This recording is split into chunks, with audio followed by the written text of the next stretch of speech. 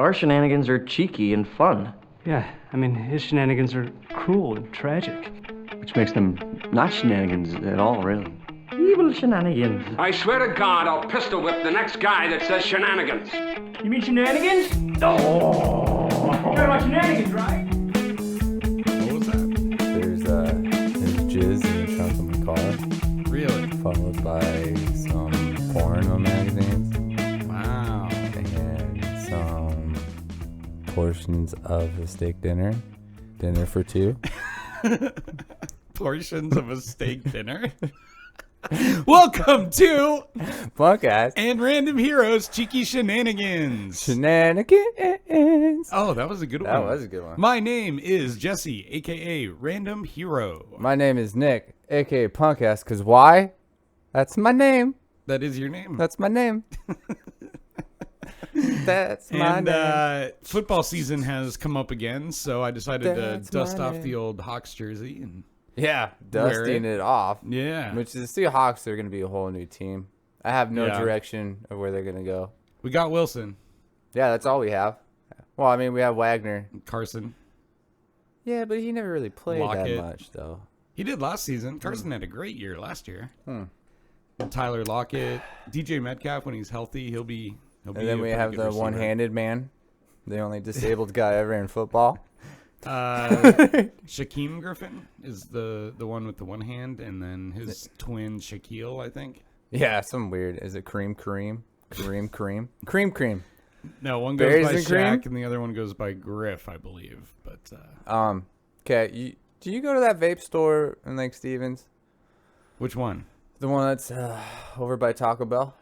I dropped in there from time to time. Well, anyways, there's a gingy in there, okay? What's that? A ginger. Yeah, Like a worker? yeah. Okay. There's a gingy worker in there, and he has like really long hair, like hippie-ish hair, and his voice does not match him at all. Is it like super deep? Yes. Like Rick yeah, Astley? Yeah, it's like, hey, what do you want? What do you want? And it just threw me off guard. Here, just look at this. We have this today. We're no strangers to love. Fucking, You know the rules. it's like, I think he's So like doing do it I. on purpose. I don't know. Here you go. And it's so slow, like, here you go. Try this. Here you go. My Yeah. name's Barry Ginger. My name's Barry White. And Barry I'm gonna Cockner. freak you all night long. Just let me put on a song for you. And then he puts on the most ridiculous song to make love to ever, which, frankly, I've never been one to, like, get down with You know music what? on a whole lot. The first time, I always count this my first, because the actual first time I've ever done it, when I was 14, I didn't know what I was doing. I think it was in there. I'm not totally sure, but I never finished, okay? So I always count that as a half. Then when I met my high school girlfriend, I actually fully did it, and I was nervous, and I still had my boxers on as usual. So you just pulled your dick through the hole? Yep. But then I made sure I had no effects playing in the background on my first time that I did it, Yeah. just to have that celebration, you know? Okay. That was the only time I had music in the background. Once, and it was, like, your first real time. Yeah. It was so magical. The punk rock in the air.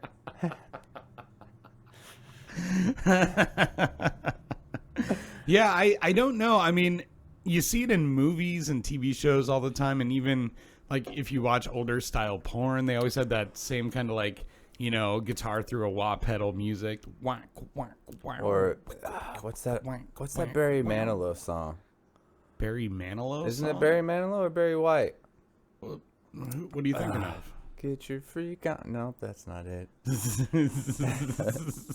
Some fucking stupid R&B music in the background. Well, that's kind of what I was getting at. I'm wondering if it's a cultural thing because, I think it's a distraction. or maybe it's just because some people listen to the kind of music that's always singing about sex, which is a little more in the R&B side, I feel. Mm-hmm. We listen to, like, punk rock, so half the songs are about, like, going out and getting drunk or, like, fuck the government. Or doing stuff. heroin Yeah, in the alley by Yeah. a trash can with your buddy homeless Steve. yeah, I guess if you like to listen to Simple Plan. Yeah. Or I guess Simple Plan wouldn't fucking sum it up. I don't even know. I was trying to think of, like, a really light sounding, non-heroin sounding band, and their whiny ass daddy didn't Woke love me up. bullshit. It was 7. Waited till 11. Is this one of their songs? Yeah, you don't know it? No. Oh. Apparently you weren't a big fan then. No, I'm not. In fact, there was a time when I would prefer listening to Nickelback over Simple Plan. Oh, you know what's funny? Like their first record, the first Nickelback record, when the Spider-Man 1 soundtrack came out, I was actually into them. I think I was in middle school when that first video came out where it's like, no, no, no, no, no, no, no. Poor man like a stealing. blind man. Yeah.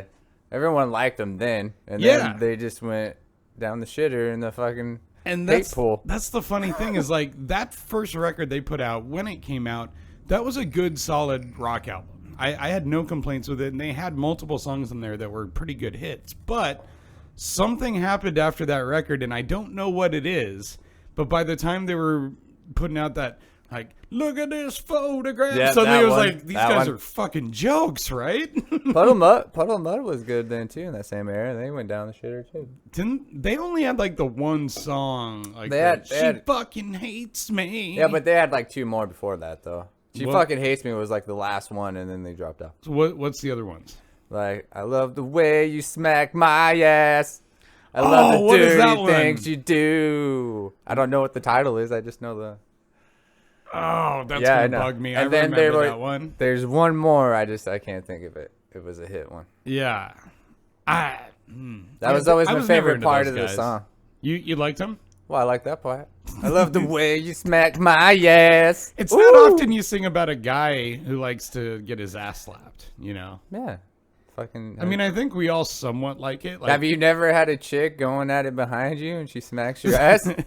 No. No? Okay. But I mean, I've had my ass slapped before by a girl, whether she was into me or not, and it's always kind of like, ooh. Do you like ever remember like smacking your first ass during intercourse?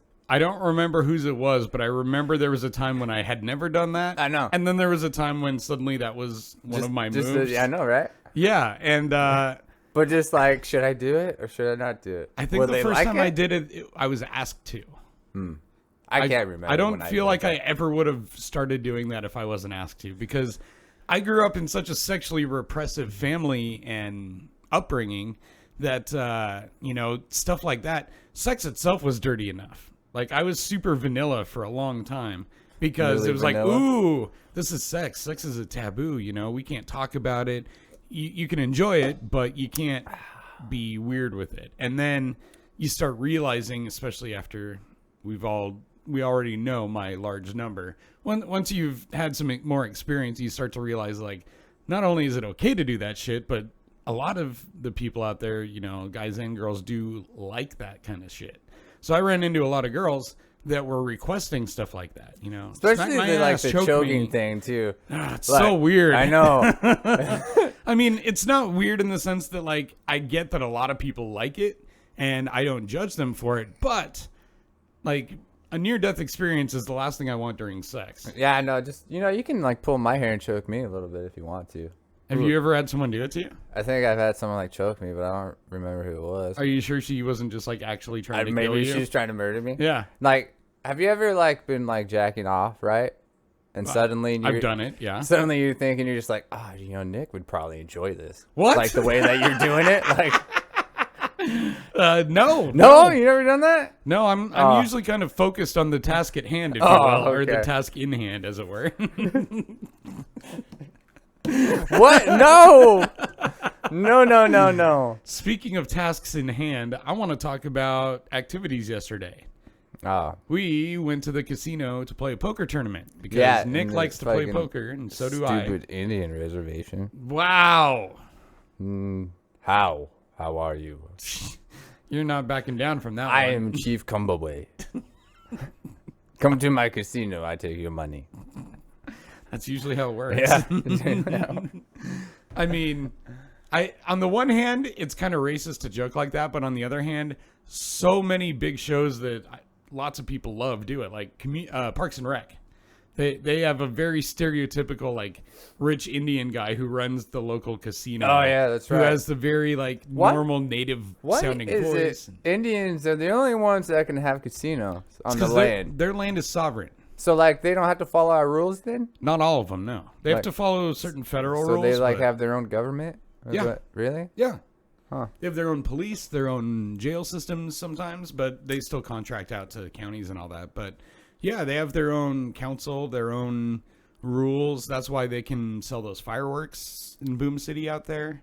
That's why they can do the casinos, and that's why you can still smoke in them. Yeah. There's a lot of different things that they're allowed to do, and I mean, fuck, do it. You know, I mean, we they took a lot from them. We can give a Well, little bit back. Yeah, I think they've had enough, you know.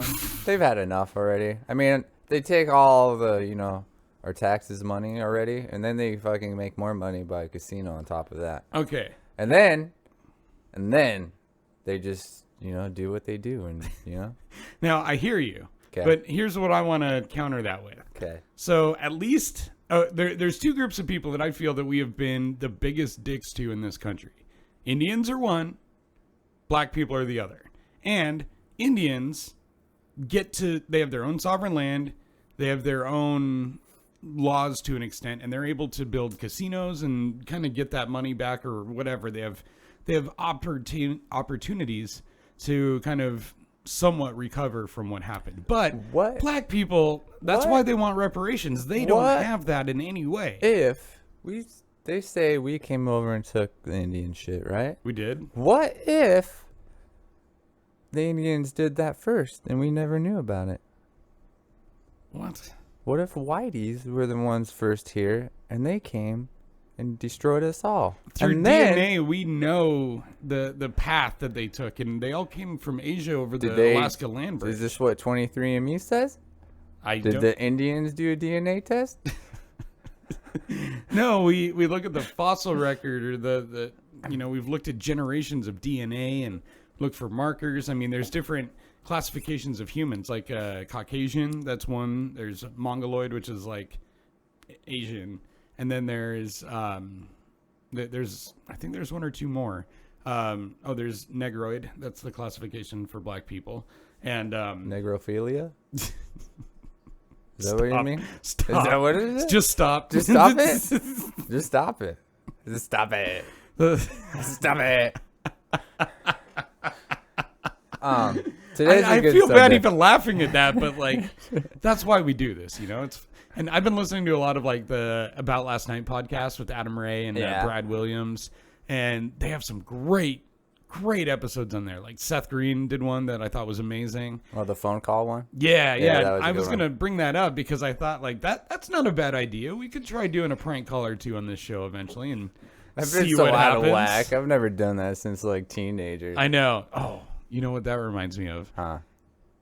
This is a total dick thing, but so when I was a kid, I never knew what the line was for like when a joke or a prank stopped being funny. I had no gauge for Those that. are the worst. So when I was like 10 or 11, I was out at my dad's house for the weekend, and he lived on the res, and we had gone to like the local Grocery store. yeah, Gas but it was like a station. convenience store kind of thing. Habib store. And got while it. my sister and my stepsisters were inside getting stuff, I went straight over to the payphone and prank called 911. Oh, no. Yeah, I did that. What'd you say?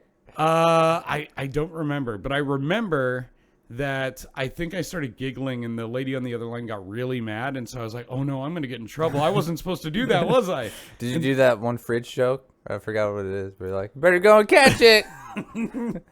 No, I don't think it was like that, but God, I mean, that would have been in like 93, 94-ish, so That's like a fucking millennial away. yeah, I yeah, know. that was in eternity ago. I know. 20, I remember- 25, 26 years ago? I have a memorable one. Just me and my buddy prank calling, and the chick was like, she's giving us shit. She's like, you can't bullshit a bullshitter. We're like, what are you talking about? She's like, here, how about just call back in like 2 minutes? And we're like, okay. And we never called back, so I don't know what the fuck she was planning on doing, dude. Like, She get her tried to husband- bullshit some bullshitters, Yeah, and you just never called her back. Probably- That's actually genius. Probably like get her husband on the phone or something. Be like, "Ah." Or maybe she was just going to call the cops and set up like a phone trace or something, you know? I know. Because back in those days, you probably had to do that. Like, I hello. mean, there was caller ID back then too. Was there? Yeah. We never had it at my house. It was during that time. Call waiting. Remember call waiting? I remember call waiting, but we never had caller ID. This busy line. Damn it. Beep, beep, beep. 5 minutes later. Beep. And it was usually because someone was using the dial-up internet. Oh, yeah, that's right, Beep, dude. beep, beep, beep, yeah, beep, you beep. fucking couldn't call anybody. Bong, bong. Dial up. Yeah. Yeah. Isn't it crazy that that's still the basic technology that we connect to the internet with? I'm totally sorry. We totally got off track. I thought we were supposed to be talking about poker, huh? Oh, yeah. I mean, this happens all the time. That's crazy. Okay, so anyways, we played a poker tournament yesterday. It's pretty fun. I think I went out in the middle. What round did you go out in? I went out, I think 6th or 7th.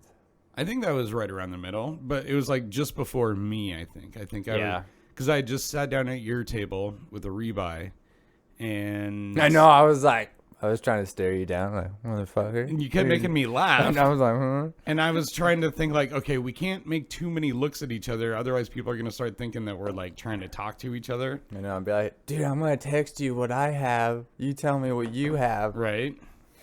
I mean, and that's the thing is, like, that's why they don't let you use your phone while you're in a hand, I think, is because they know that you can even talk to each other in there. Yeah. Whenever I play with Devin and you're not around, like, we're always at different tables, but we're texting each other the whole time. Yeah, the whole time. I'm just sitting here and be like, dude, I'm fucking on fire. And then I went, whoop. Where I was sitting at my other table, I got to see you, and you had this giant stack so early. And I was pissed because I kept just, like, losing little bits at a time. I'm like, oh, Nick just won enough to, like, coast. Like, you could have easily coasted. I could have coasted. I had that much fucking just... that stupid Arabian guy got me. Arabian Nights. He doesn't know how to play. He's just playing out of luck. So what happened? How did you go down? This is how I went down, okay? The guy was raising anything and he fucking had. I started noticing he fucking went, like, all in, or put, like, a big fucking raise, and he won, but it was only a pair of fives. That was it. He won by a pair of fives. So I'm thinking this guy just plays whatever, or he tries to bluff. So I had pair of jacks. There was nothing really else on the board. It was like jacks and lower. There's no straight possible. There's no flush yet, the random. And then he, like, fucking, I check. He bets like 1,500. I'm like, all right, fuck it. And then he, like, bet another like 1,500. I'm like, oh, I'm just gonna fucking do it. And then the fucker had fucking pocket sevens, and there was a 7 on the fucking board, and he beat me. And I just wanted to punch him in the face. Or maybe put my dick in his face. I don't know which one yet. Well, the only thing with everything you just said is that it sounded like he flopped the third 7 that he needed. He did. So he was ahead of you the whole time. He was. But even though you had an over I didn't know he had pocket sevens. That's the shitty thing. Yeah. And he took you down. Yeah, he did. I'm sure there's a lot of people listening who are like, these guys have never spoken this much in depth about poker. I don't even understand what they're talking about. I mean, I can tell you about other pokers. Like, I poked her in the bum once. Yeah? Did she like it? No, she did not like it. Surprise, anal. Get out of here. Stop it. Just Nick, stop it. Nick, get out of me. Get it. It was fun, though, and I've been studying it a lot lately because I just really enjoy playing, and I like the whole fact that, like, you can have a bunch of skill, but there's still an element of luck to it that makes it essentially unpredictable. It's really, like, how come we can't take our skills on poker and use that towards relationships? You know what I mean? I mean, you could, but in poker, the entire game is built around deceit. And bluffing. Yeah, that's kind of really like relationships. You bluff each how other it out. Should be. That's how it is. Always. That's how it's been in yours. Like, where were you today? Oh, I was hanging out with my buddies. That's Little a lie did if you you know. weren't. Fucking, I was at the strip club. And then, where were you? Oh, I was hanging out with my sisters. And little did you know, she's out banging some black dude over in the fucking Hotel 6. Motel 6. That's what Hotel or Motel 6? I think there's a difference. Motel 6. I don't think there is a Hotel 6. That's why I changed my answer. Okay? It's like Hotel 6.3. Yeah, 6.2. That's stars. You out can of do 100. it hourly. There are a couple of those around here, and, like, It's always been such just a comedy joke, like, oh, a hotel that charges by the hour, that means he's gonna go bang a prostitute. But like, they exist. Yeah, I know. And that's Isn't it gross. like awkward going to be like, oh, I only need it for an hour or two? Like, those people know what you're doing. Yeah. And then do they actually clean it up? Probably not. That's the gross part for me. I don't care if people know that you're fucking in a hotel room. Like, if you go to a hotel with a girl, people just assume it already, so it's like no big deal. But there's no way that they're sending a maid in there after every hour with a squeegee and a bleach bucket to, restore harmony to that fucking room. It's still going to be gross. What do you think when two best friends walk up and be like, can I have a room for a night? Do you think they're like, oh, one of them's getting their dick sucked tonight. Oh, those are total butt buddies right there. This one's going to suck this dick. This one's getting bummed in the butt. But I mean, it all depends. Like, are you and your best friend going into a hotel and asking for a room with one bed? And then a tranny comes and asks for the same room number, and then they're just like fucking don't even know what's happening in there. Wow. They're gonna have to call fucking Mary maids, some other cleaning people to get all the jizz off the wall. That was quite a transition right there. Yeah, speaking of transitions. Oh man, have you ever like just rented a room for a night so you could bang a girl or anything like that? I mean, like as a couple. But like not like a random. Oh yeah, because you don't really do that with randoms. No. I'm not a randomly hero type of guy. You know what I mean? Yeah, that's true, man. You just don't have that random quality to your heroics. Like, I don't want to take full of the credit, but the coworker, that idea I gave you, my segment idea, I gave you the name, but one of my coworkers at my work gave me the idea. Douchebag of the week? No, for the date circus. Oh, yeah. Date circus. I was thinking maybe we should do that. Bring it up. Talk about it. The idea was that this is where I have a hard time because I don't like doing dating online apps, right? Yeah. He said, why don't you just like go on Bumble or Tinder and write in the description about how like you have a podcast and you haven't been in a relationship for a while, you want to start dating, and then you have the girls that you go on dates with rate how you were and how your date was, and have them send in a video or like email what was good and what wasn't good, or if you sucked, or rate the date like 2.5 out of 10. Yeah. And I feel that might get like some. So let me ask you this, because I genuinely like this idea. Yeah. And I would even be down to participate.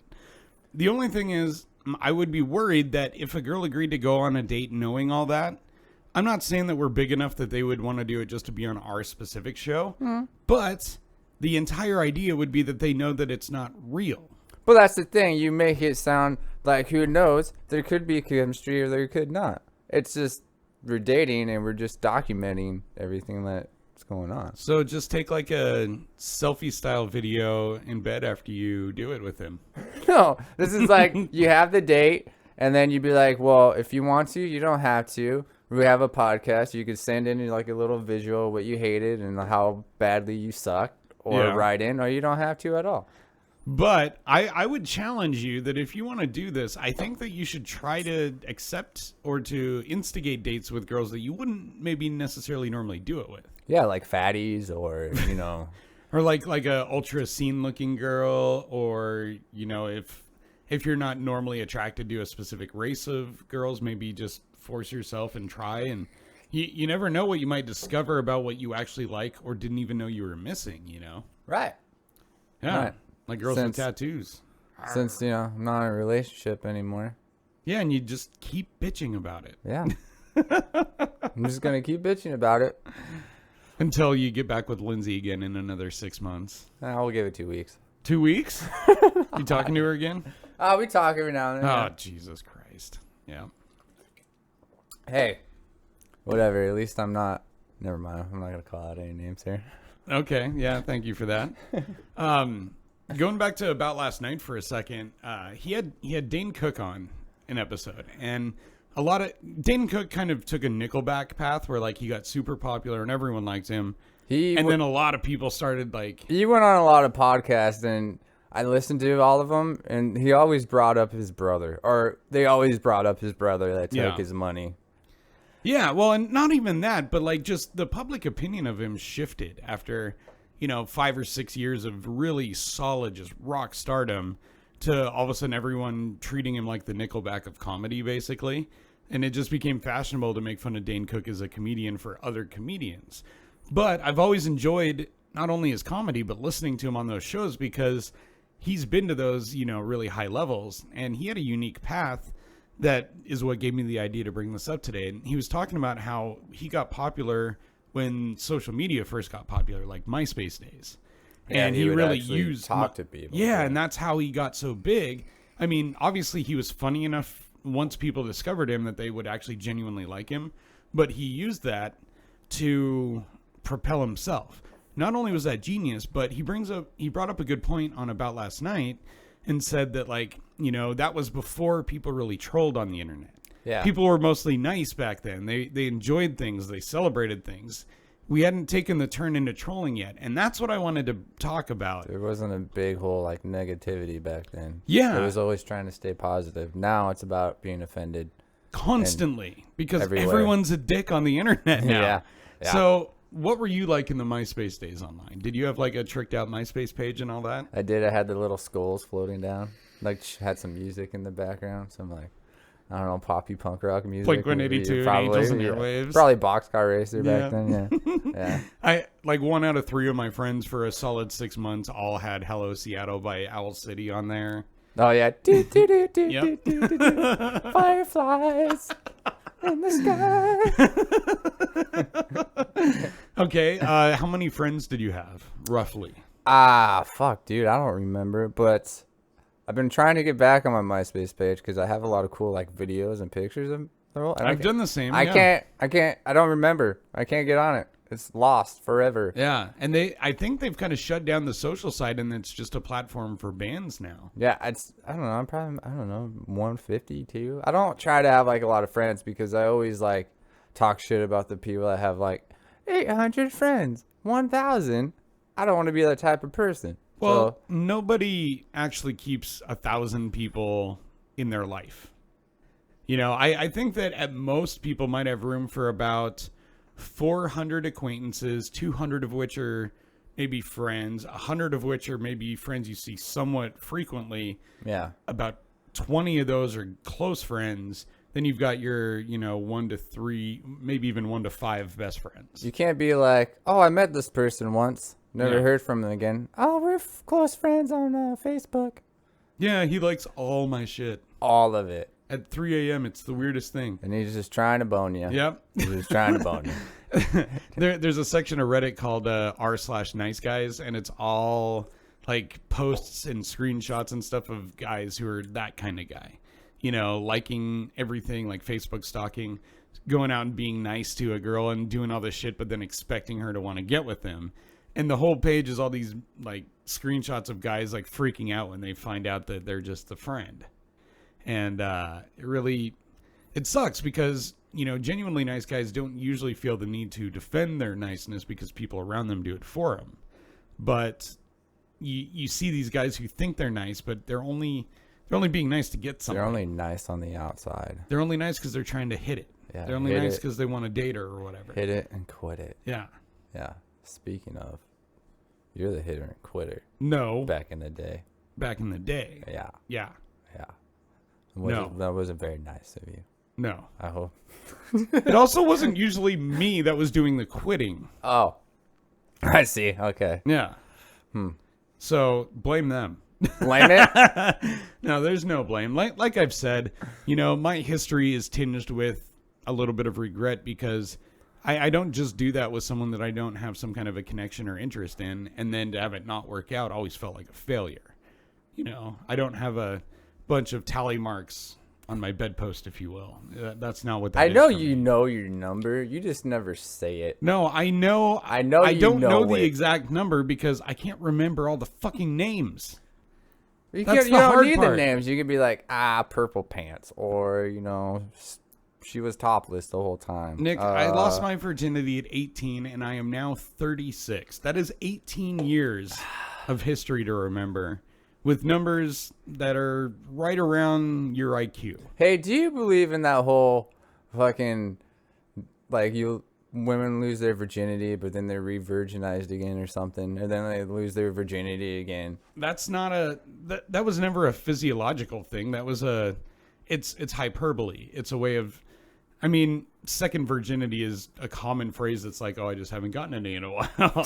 It's not like they regrow anything that would make them a physical virgin again. I know. I just always thought it was funny. It's like, I'm a virgin again. I think that Christians like to do that one. They, because, and I'll tell you this from direct experience, Christians are the most sexually repressed but sexually charged groups of like teenagers out there. And all that would happen in high school, like we never crossed any lines with our female friends, but you would date some of them, or you'd be interested in each other. You'd go to these events like watching movies with your friends, or going out on road trips to Dick's Burgers, or like very innocent things. And, like a guy would be giving a girl a back rub or something. And I've always considered that Christian foreplay. Because that's what it is. They're not allowed in their own morality to like sit around and make out or get to second base or whatever. Right. So you give a back rub, or a temple rub, or you might be able to hold temple hands. rub? Yeah. It's like so old school, dude. Oh, I'm good at those. Oh, okay. Well, after this, I want to know. Maybe I should just give you one like on the show sometime and really make things weird. My leg starts going. It's like, oh, Jesse. When I'm done touching you, Nick, you won't be able to use your legs. I'm going to get some crutches. I need a wheelchair. That wouldn't work to get out of my apartment, though. Yeah, dude. There's like stairs. Help me up. One wheel at a time. But okay, so to swing way back again, MySpace. So when did you start getting away from it? Like, at what point were you like, I'm done with this shit? I got done with it because Facebook got popular. So I got done with it, I think, around 2006, 7. That sounds about right. Yeah. I think I started Facebook in 2008, and I had only started it for work. Because I remember it was originally just for college kids, I think. It was from that, what's that guy's name? Steven Spielberg or Freddie Jr.? Miles Davis? Mark Zuckerberg? That's it. Miles Davis. Miles Davis. King of... Do you know what... Wait, do you actually know what Miles Davis is famous for? Something about peeing his pants? Nope. Nope. No. Art. You got the peeing his pants thing from Billy Madison. That was a... If you ain't cool. If peeing your pants is cool, then I'm Miles Davis. Yeah, I thought that was the main thing. No, she's saying that if it meant she was cool to pee her pants, then she was as cool as the coolest guy she could think of. Miles Davis was a famous trumpet player. Really? In jazz. Was he a black guy? Yeah. I knew it. All the but trumpet he's players. a very popular one. Like, you've probably heard him play 100 times and didn't realize that's what it was. Now, if you would have said B.B. King, then I knew what you were talking about. Because he's a guitar player. Yes. And he's black also. Yeah. Did you know this? Yes. Okay. I think I saw him once when I was a little bit younger. I was really into jazz in high school and all that. Jazzy jazz? Marysville, we had a very competitive jazz band one. There was 2 jazz bands. So you were in the small one. I was in the small one, but that's because jazz band 2 was like anyone could join. Okay. They didn't limit anyone. Jazz band 1 had tryouts because that was the competitive one. And in my high school, all of us freshmen were down at the junior high, so we couldn't be in the high school jazz bands in 9th grade. Sophomore year, there was only 4 or 5 sophomores that made jazz band 1. I was one. My friend Matt Reed was another. Greg Horn was a 3rd. Justin Friesen was a 4th. And so you're telling me you can remember all these names, but you can't remember all the names of your past bonings. Those guys were like years and years of solid friendships where you're traveling with them on the weekends to competitions and stuff. Like, those are people that I spent a lot of time with. If you're not going inside someone, then you can remember their names. That's how I got it now. I got it. Okay. Somehow you've totally made me out to be an asshole like that. Fucking magnificent bastard. Okay, so you were in the special class, the jazz band. We got that. Yeah. Okay. And so I did that for 3 years, and So I was into that stuff, but as soon as high school ended, I was one of the guys who just never picked up his saxophone again. Right, because they diagnosed you with Down syndrome, and then after that, you just dropped everything that you possibly had no control over, right? Yeah, like my pants. Yeah, you lost your skills and everything. Yeah. Speaking of skills, let's do the douche of the week, okay? All right, are you going to lead off again this time? Yeah, I'm going to lead off, baby. Oh, yeah, I got to turn my volume up.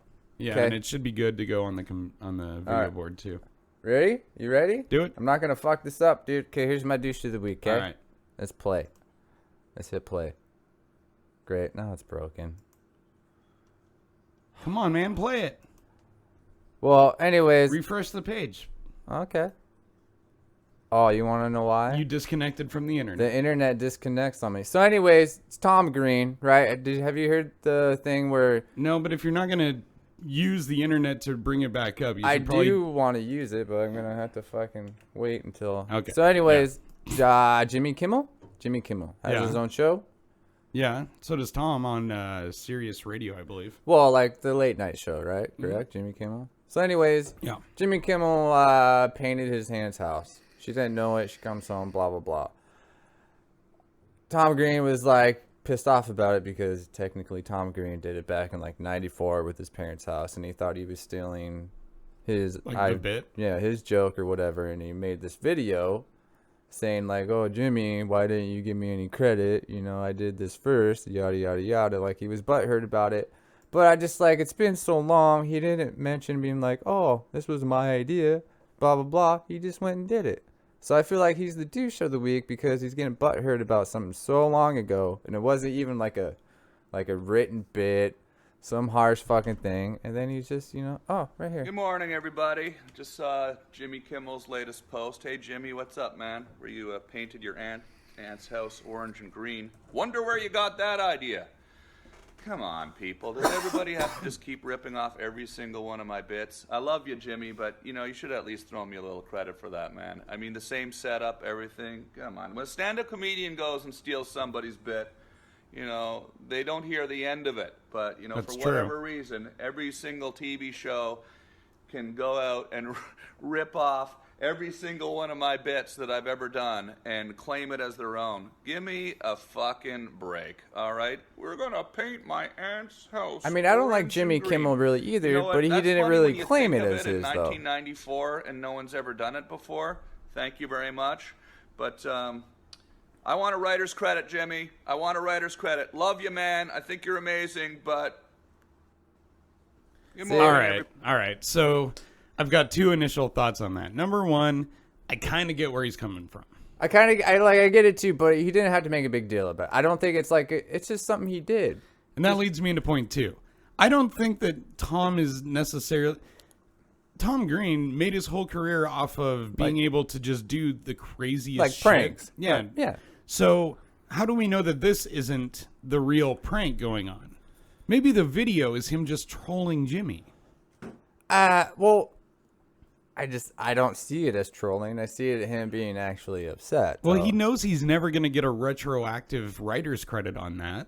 So, I mean, if he can go and literally like jack off an elephant on his movie, maybe this is that's all I'm saying. Okay. It might be a so bit. if we find out later then it's a bit, then I'm wrong and I'll take it back. But for right now, I'm not saying like he's like the funny douche of the week, all right? Because he just wanted to do this. I don't think it's that big of a deal. Yeah. He painted the house. There's probably some other people that probably did it. And you really think that's the douchiest thing anyone's done this week?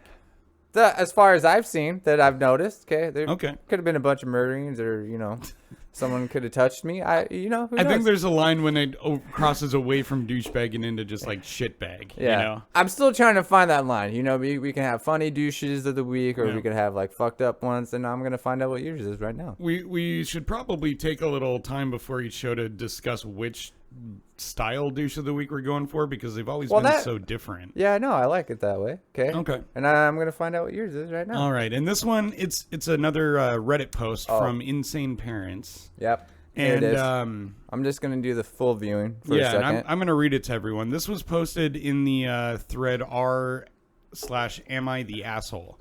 I've used nice this one title. myself. Okay. And it's basically when you face a moral dilemma and you go, am I the one who's in the wrong about this or not?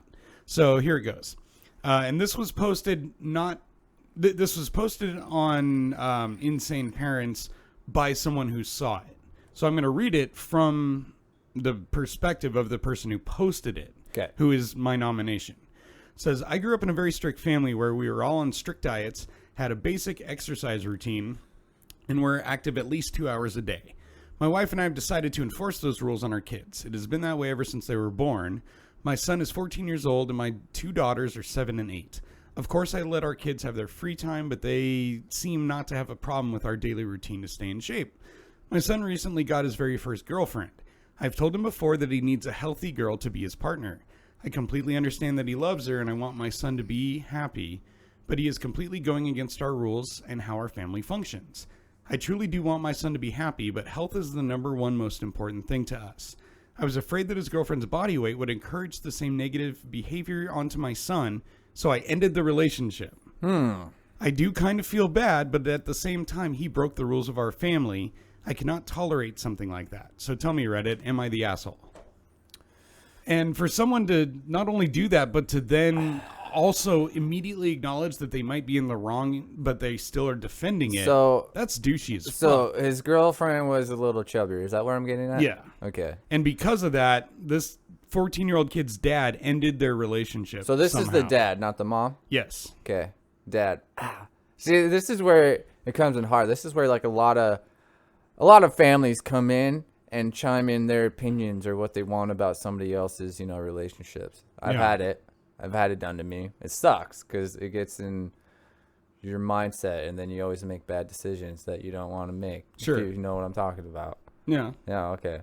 So I think it's fucked up in a way. Just let your son, live his life and make mistakes. Maybe one day he'll be like, oh, let's go on a diet together. Who knows? Instead, maybe have a conversation with them first. Yeah, or maybe acknowledge the fact that, number one, your crazy-ass family values aren't going to be able to dictate your son's choices forever. And two, there's nothing wrong with someone being a little overweight in high school. Yeah. Oftentimes they grow out of it, or they do something about it, or maybe they are just okay with it. That's true. 10 out of 1, his family's probably vegan. That's a vegan thing right there.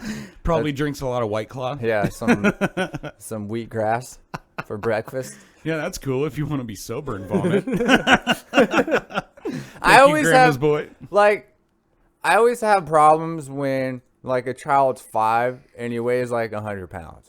Like I'm just like, what the fuck are you doing? And then they're like at McDonald's and here's 3 cheeseburgers. Son. Right. Oh, this is what you want? Oh, then I'm only giving you what you want. Yeah. You got to be able to put up some boundaries. And I totally agree. When I was first reading it, I didn't think that the person who was writing this out was going to end up being the asshole, because it sounds fairly wholesome, and it's a good idea to instill the importance of health in your kids. I can honestly say that neither of my parents did that for me, and that's caused plenty of problems as an adult.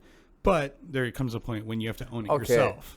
Well, so, how big were you in high school? I really wasn't that big back then, but I didn't have to be because I was constantly doing sports. Okay, right. So when exactly did this transition come to where you're uncomfortable with your weight now? So in high school, like right after high school, I was in a car accident on the 405 that really messed me up, and it especially hurt one of my knees. And then I had gone snowboarding, and it kind of tweaked that worse. Then in 2005, when Aaron and I were sharing a house, that house burned down, and like all my snowboarding gear was gone. Right. And I was no longer doing the fall and spring soccer in high school. I was doing soccer in the fall, swim team in the winter, soccer in the spring. And so then, you were pretty sporty. Yeah. I like doing sports shit too, but I haven't done one in forever. Right.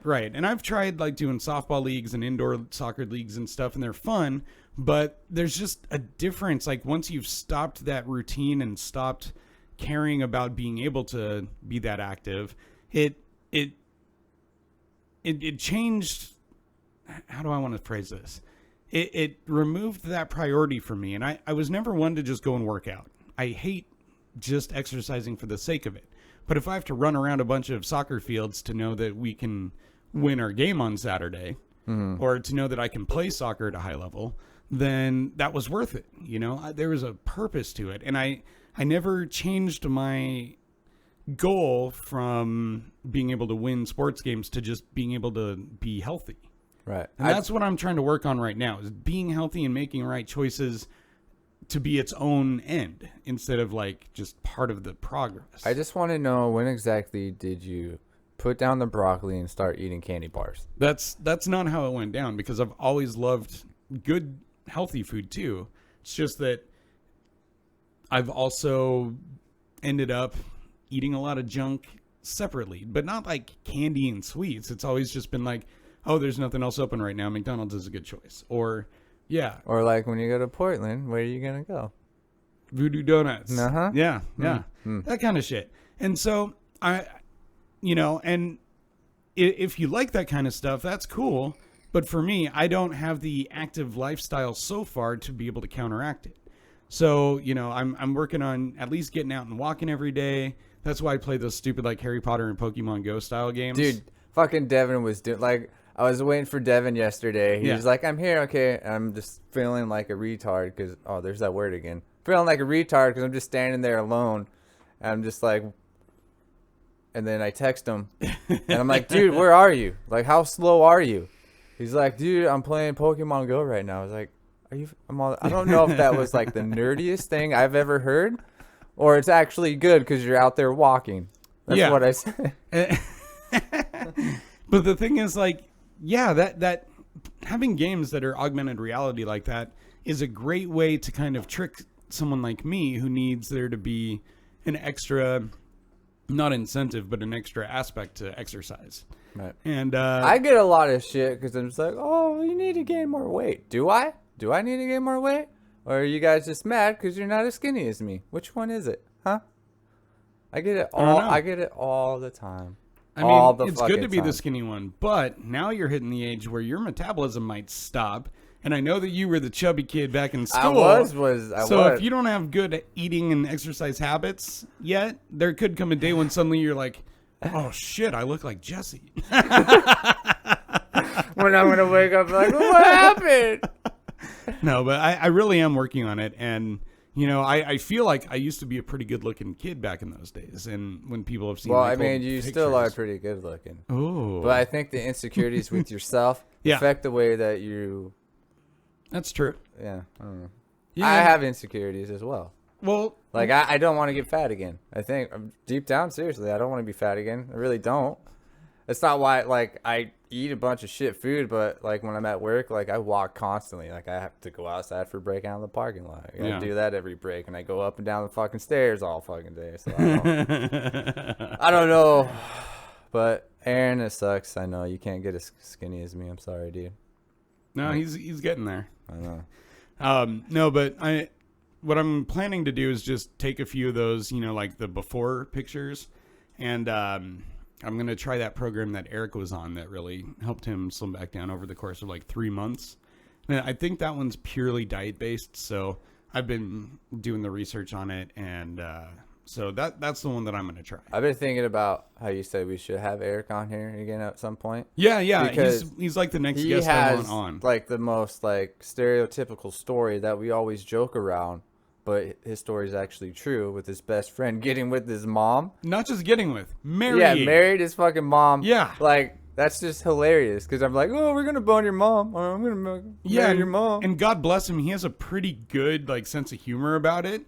Because if that really happened, like with me, like if like best friend, like if you or Aaron actually went and married my mom, I would have no ability to process that. Like, do you still be friends? Like, I don't know. I don't think I could be. Like, dude, you're literally banging my mom. Stop boning my mom. I'm not going to call you my stepdad, but that's what you are. Like. The fact that Eric's only as weird as he is nothing short of amazing. Like all those jokes, like, dude, I'm gonna be your stepdad. You're gonna call me dad. I'm gonna ground you. You can't do that. You're not my dad. You're not my real father. Ooh, I made you real. I was listening to a stand-up comedian I think it was last night or the day before, and he was, Who was it? I'm getting into him now. It's Big J Okerson. Big J Okerson. He's like hilarious. He's like the one that doesn't like hold back on anything. He's like fat guy.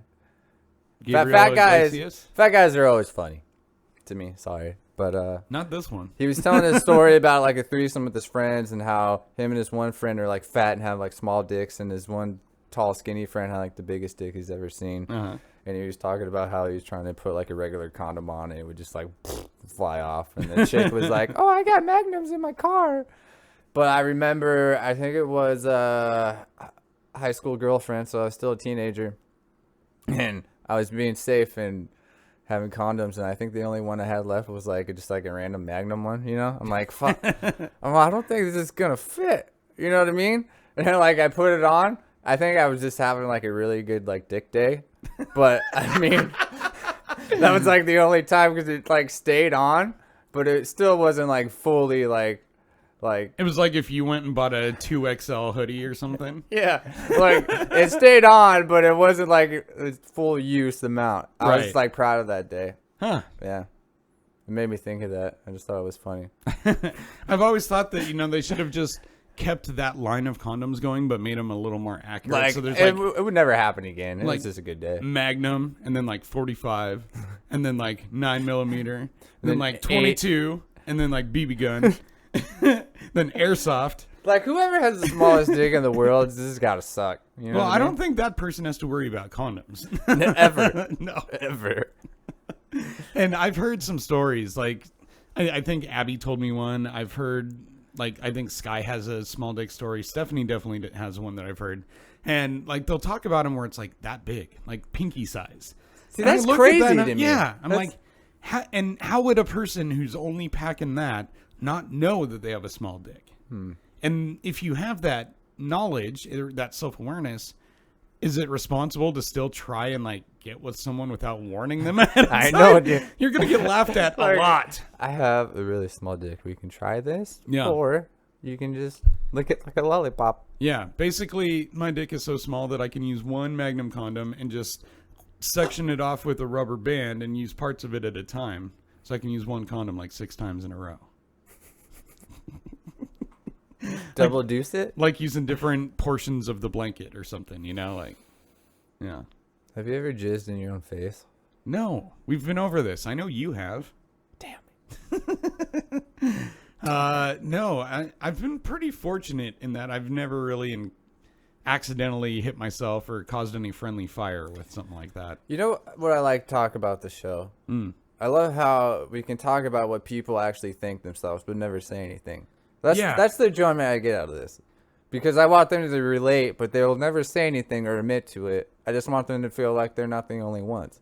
Yeah, and even though a lot of the shit that we talk about might feel really weird at the time, there's probably literally thousands of people out there, not the same people for each story, but there's thousands amongst different groups per story that are going to know exactly what you're talking about.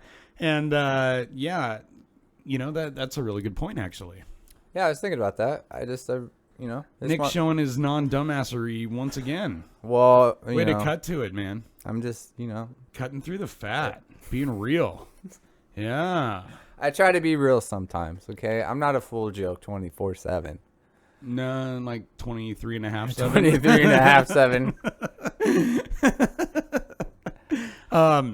So I was watching a documentary earlier on the making of the BBC's like current Sherlock show, which is really good. It's like Benedict Cumberbatch. Sherlock Holmes? Yeah, but it's Sherlock Holmes in the modern times. It's Benedict Cumberbatch, Martin Freeman, Mark Gatiss, a bunch of... The show's ended, but it was huge for like 8 years as they were making it all. Okay. Really good show. If you haven't seen it, check it out. Kind of like a detective story type show? Yeah, and each episode is like a self-contained story, but then each series is a self-contained story amongst all 3 episodes. Then the whole show is also... So, like, you keep building this bigger picture of what's going on through 4 or 5 seasons. Okay. It's fantastic. Each episode's the length of a movie, but there's only 3 per season. So it's really good. But it got me thinking, because Sherlock is one of my favorite characters in all of fiction. So you like a Robert Downey Jr. Okay. I mean, I do love most of his roles, like Tony Stark and Sherlock Holmes and stuff. I really like the Benedict Cumberbatch interpretation. But what I want to know is, like, what are your favorite characters in fiction that aren't necessarily comic book characters? We haven't books? Like either books or movies or old stories or whatever. Just something that's not comic book related, because we've talked about that numerous times, but we've never gotten outside of it really. And Star Wars could count, fucking anything that's not like Marvel and DC. Ooh, put me on the spot again. Not really. I mean, don't you watch other shit? Yeah, but when you like do shit to me like that, I'm not like thinking about it, and I'm fairly slow, like Down syndrome, so then it takes me 5 minutes to come up with an answer. All right. Well, okay, what about video games? Is there a character in video games you really like? Yeah, I like the one where I tried to kick your ass the other day with Ryu. And you failed miserably? Hadouken! And I did not know I was still fighting the same person, but the evil version, until I asked you later. Street Fighter 2. That was Street Fighter 4, I believe. I mean, I guess I can kind of, relate to, Pac-Man.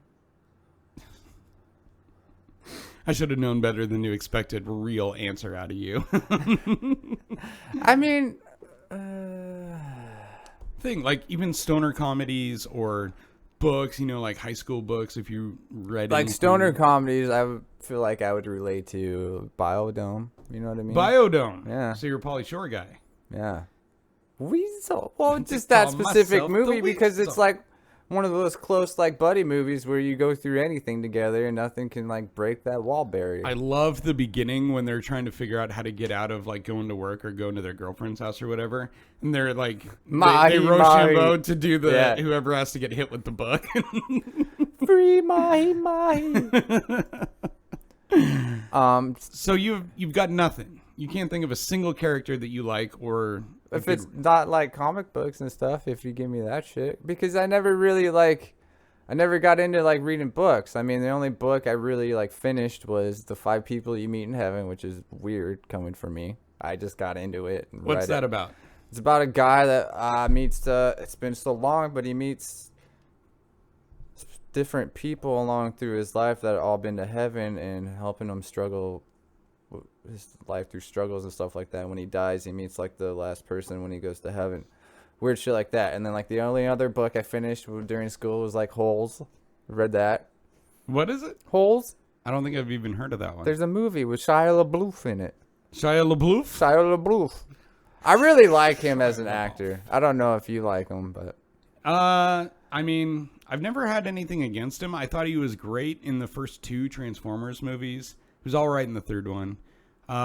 Anything else I've seen him in, he's been pretty good. I never had a big problem with him. He seems to have a pretty decent sense of humor about himself too, which is really important with me. Like, especially when a celebrity like Shia LaBeouf or Dane Cook or, the Nickelback guys, I don't know if they're like this, but when a celebrity who's that kind of maligned in public can still joke about it, or can be like, yeah, I'm that douchebag, or, they can kind of own it a little bit and be like, yeah, you don't all have to like me. I get it. I'm not for everybody, but I'm going to have a sense of humor about it and not take that too seriously and just keep doing what I'm doing. That goes a long way for me, That's a cool person. Do you secretly like watching romantic movies by yourself? There's a couple that I like. I do too. Okay, name one of yours. I'll name one of mine. Really? Yeah.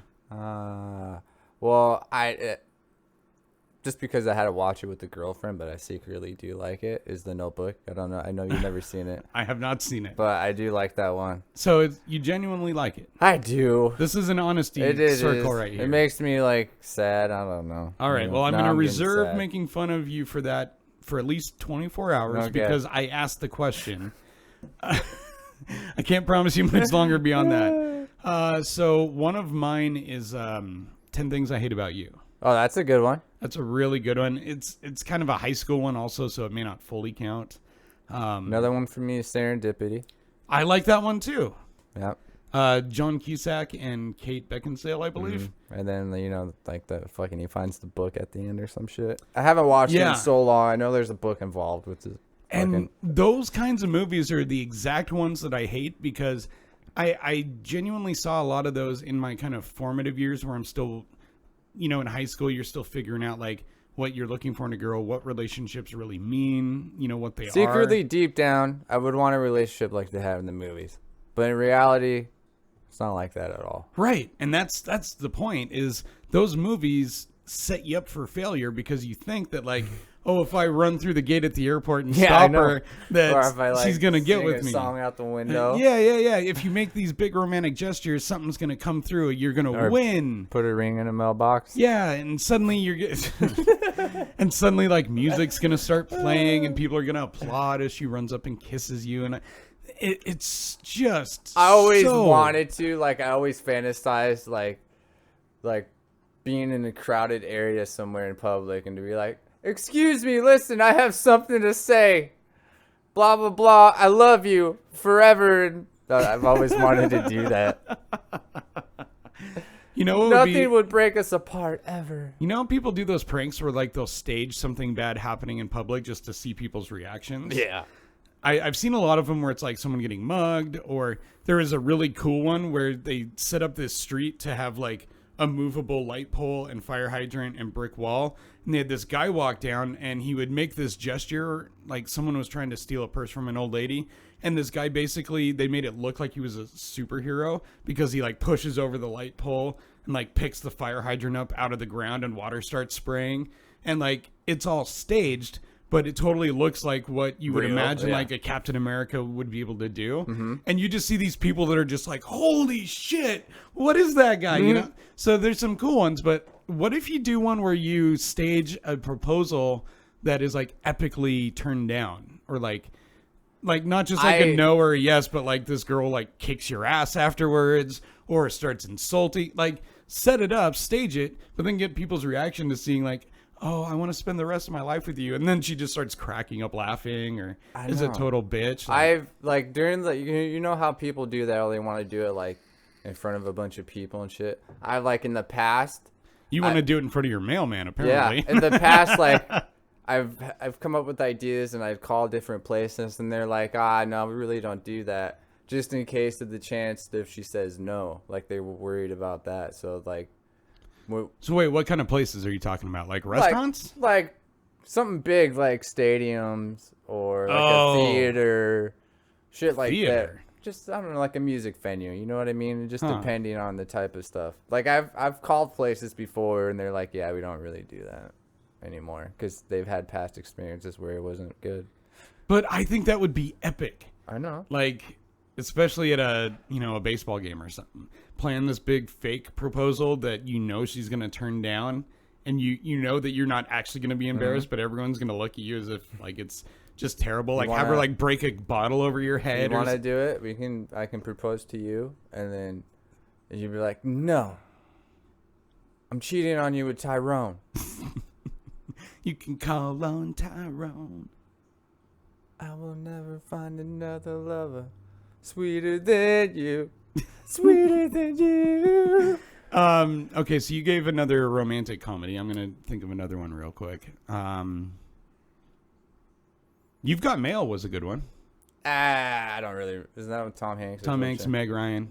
Yeah. He's like a super successful guy, and she's like a down to earth flower shop or bookstore owner, one of those two. And it's all about them getting to know each other online, but hating each other in real life and not knowing they were the same person. Yeah. And then they finally do meet after they've kind of fallen in love with both versions of the other person. And then she's just like, oh, I wish that it was the same guy. And then he ends up being the same guy. Still very unrealistic because all of my online or like if you get to know someone online or via text especially, it's not the same. It isn't the same. And I think I know why. Because you have so much more time to think about what you're going to say before you say it in text. Yes, you do. You can delete shit. You can start over. Right before you hit send, you can be like, oh, yeah. Stop right there. So I've done that so many times. Oh, I have too. It's super easy. You don't have that in real life. So your real life version is never as polished. No matter what you think, even if you try to be a totally genuine in text, you still have the ability to edit before you send. And your mouth doesn't have you had that. those moments where you're saying something because you're so mad, and then you like see yourself saying it, but you're like, no, why did you do that? I almost never say anything out of anger. I do. I try to walk away from shit and calm I down can first. I can never take it back. Even I'm like, I'm sorry, I was mad, I didn't mean it. It does not work. Yeah. Yeah. And that's always what I've been afraid of because, you know, I've always had a pretty good ability to, when I know someone, I can tell what kind of things you could say to really give them a good compliment and really build them up. And the problem with that is it's a double-edged sword because you also know how to totally tear someone down. Mm-hmm. And so I'm always worried that if I do allow myself to really just cut loose on someone, it'll be irreversible because I'll know exactly what to say to just cut them to the bone. So I never want to do that. So I always stop when I'm mad. I don't allow myself to respond out of anger. And then when I cool down. Is that why you walk out of the band room? Sometimes, yeah. Oh, okay. Yeah. Because if I just fire off, I feel like I've lost the high ground. You know what's funny? When the band starts going, or there's like someone that starts getting mad at each other. Yeah. I just stand back. Like always. I do. I'm just like, I don't, because I feel like, why are we really fighting about this in general? It's because people are passionate. Like Monty Python. They had two main people, John Cleese and Terry Jones, who would fight during all these pre-production meetings over comedy. All they did was make comedy, but these people would fight constantly over the right way to do it or whatever. And ultimately, they still remained great friends. You can be friends and still fight about something as long as it's a shared passion. We're never fighting in the band room over stuff that we don't feel strongly about. No, it gets really hard because like all of us, like I'm really laid back with whatever we want to do. You know what I mean? I want to try a little bit of everything, even if I still don't like it. No, I'm still gonna try it. No, but some of us have really like really want to do their ideas, and then they get upset when they're like, oh no, we shouldn't do that, or we should try this instead. And I'm just like, can we all just get along? You know what I mean? Yeah, well, you've also proposed exactly one new song since in the last 2 years that we've been doing this, and we're playing it. Yeah. So you've got 100% track record so far. And even when we practiced it last week, I would even stop. I was like, hey, if nobody actually really likes this song, it's not going to hurt my feelings. I just wanted to try something new. But we do. And if you don't like it, we don't have to do it. It's a good song. I'm just saying, I put that out there because I don't want someone to be like, oh, I don't really like playing this. Like, to be honest, I really, like, it's not my favorite song in the world. I don't really like playing Case in Point, but I do it because, you know, that's our band and other people like playing that song. Yeah. So, you know what I mean? Yeah, but like I would hope that if you encounter a situation, whether it's a song or a show or whatever else, that if you do finally feel that urge to be like, no, I want to do it this way, that you fucking speak up, because all that it comes across if you never, you know, set in and defend a point of view or even voice it, it feels like you don't have opinions on all that. My communications are pretty scarce, you know, they suck. So I'm still working. This podcast actually helps me out a lot. It's almost therapeutic, isn't it? Yeah, it helps me actually out there. I'm like, oh, okay, well, I can talk a little bit better now. Or I can discuss this with you because I don't know.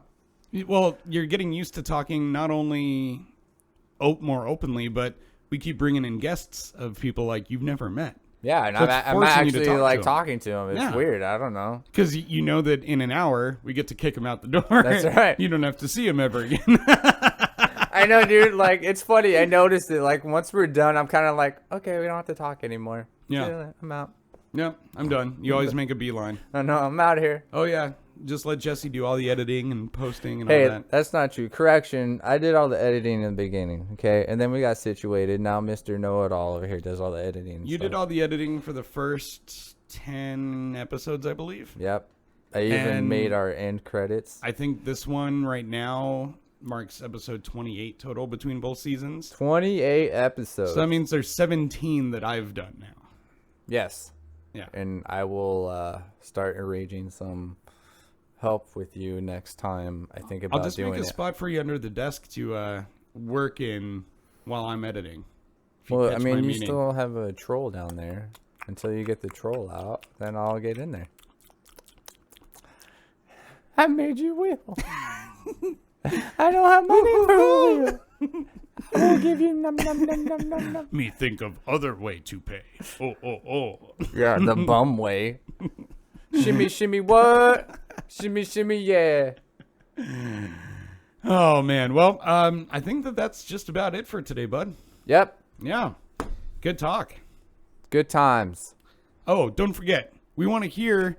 We haven't heard a whole lot of traction on our douchebag of the week yet, so it's hashtag douchebag of the week. You know what? If we want to hear which one you think. If someone doesn't give me a name by this week, I'm jumping off a bridge. And then you know what? It's going to be in your guys' fucking hands. Well, at least it'll be something you're passionate about. Exactly. You know what I mean? Just put it on fucking Facebook or YouTube or Jesse's gay inbox that he has for casual gay encounters. Yep, that's Jesse at hotmale.com. Yeah. With A and capital D's in a D's row. nuts. D's nuts. All right, guys. Well, thank you so much for tuning into another episode. If you haven't already, check us out on Twitter. It's at Cheeky Shenanigans. It's spelled a little weird. Just find at Jesse Sucks on there, and I'll show you the way. Instagram is at Cheeky Shenanigans Podcast. We've got a Facebook page if you want to like us on any of those. And if you're listening on iTunes or Spotify, please take a second to give us a quick rating. You know, if you feel like we're doing a good job, 5 stars and maybe a quick review would be so nice. I'm only saying all this now while Nick is acting to what I'm saying. Because, you know, listening to other podcasts, it seems like a lot of people do mention this. So I think it's worth mentioning on ours too. But yeah, we want some more interaction. We want to talk to you guys. So hit us up with Douchebag of the Week. And you can tell me what you think Nick's actually saying over there right now. I hope you have a homosexual day today. And my name is Punkass. And I'm going to pull it off to Jesse because he's always the one that says, and we're out. And my name is Jesse, also known as Random Hero. And we are not out, just kidding. And now we're out.